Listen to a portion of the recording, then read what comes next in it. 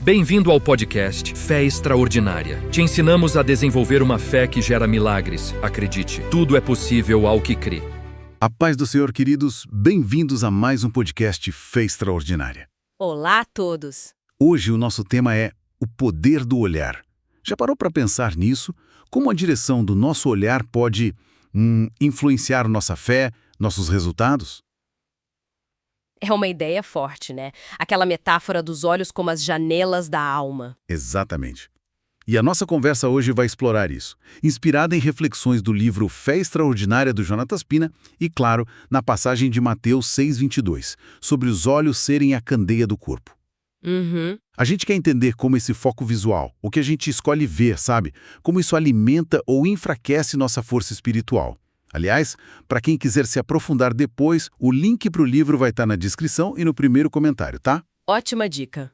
E já que falamos nisso, não esquece de seguir o Fé Extraordinária e, se essa mensagem tocar você, deixa um amém lá nos comentários e compartilha com alguém.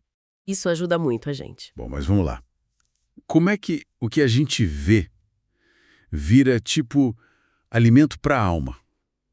Fortalece ou derruba a fé?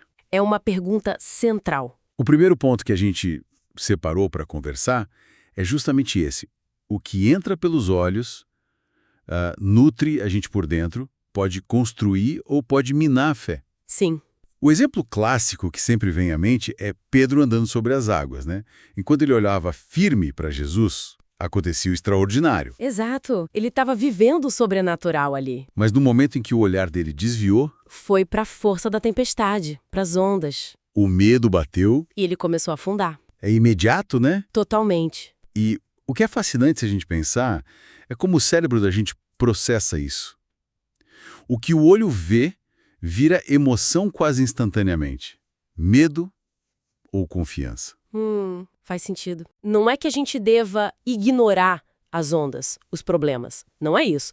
Mas a questão é, qual vai ser o foco principal? A fé balança quando a gente fica olhando só para o problema, sabe? Alimentando a mente com aquilo. Entendi. Então não é negar a tempestade, mas escolher não fixar o olhar nela. Isso, exatamente. É uma escolha consciente. Beleza. Mas aí vem o segundo ponto.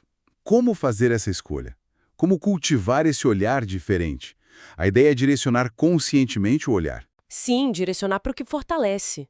No contexto que a gente está falando, direcionar para Deus, para as suas promessas. E como se faz isso na prática? Olha, as práticas sugeridas são bem concretas, né? Tipo, meditar na palavra, buscar textos que tragam esperança, confiança. Lembrar das vitórias passadas também. Isso é poderoso. Funciona como uma âncora para a fé no presente, sabe? Relembrar como Deus já agiu antes. Sim, isso fortalece a gente para a situação atual. E a adoração, a gratidão, mesmo quando está difícil. Com certeza. Adorar, agradecer, mesmo sem ver a solução ainda, muda o nosso interior. É quase como um antídoto contra a dúvida, o medo. E aí que a coisa fica interessante, né? Essa prática de focar no positivo, no divino, é descrita como algo que enche a pessoa de luz. O que seria essa luz? Boa pergunta. Se a gente conectar tudo, essa luz pode ser clareza mental, sabe? Esperança renovada, aquela força interior que meio que expulsa a negatividade. Dissipa a dúvida. Isso. Alimenta a mente com o que é bom, justo, verdadeiro. Isso fortalece a resiliência da fé, a capacidade de ficar firme, mesmo com a tempestade lá fora. Ilumina por dentro. Entendi. Ilumina o ser interior. Isso nos leva ao terceiro pilar da nossa conversa. Essa ideia de que o foco do olhar não é só passivo, ele molda a realidade, ajuda a gente a viver o sobrenatural. Exatamente. A passagem de Mateus fala que se os olhos forem bons, o corpo todo vai ter luz. Olhos bons, puros, focados no que edifica. E isso impacta tudo, emoções e, principalmente, as ações. Sim, a perspectiva se torna ativa. Não é só ver diferente, é agir diferente por causa dessa visão.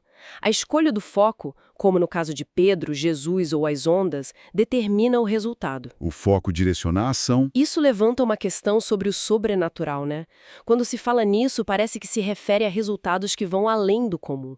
Uma calma no meio do caos, uma solução inesperada. Algo que não tem explicação fácil. Então, resumindo nossa conversa, O que fica é o poder imenso que existe na direção intencional do nosso olhar, né? Sem dúvida. Escolher focar no que fortalece, no divino, nas promessas, não para negar os problemas, mas como uma estratégia consciente mesmo, para nutrir a fé, a capacidade de enfrentar os desafios, de, metaforicamente, andar sobre as águas. Perfeito. E fica uma reflexão final, talvez.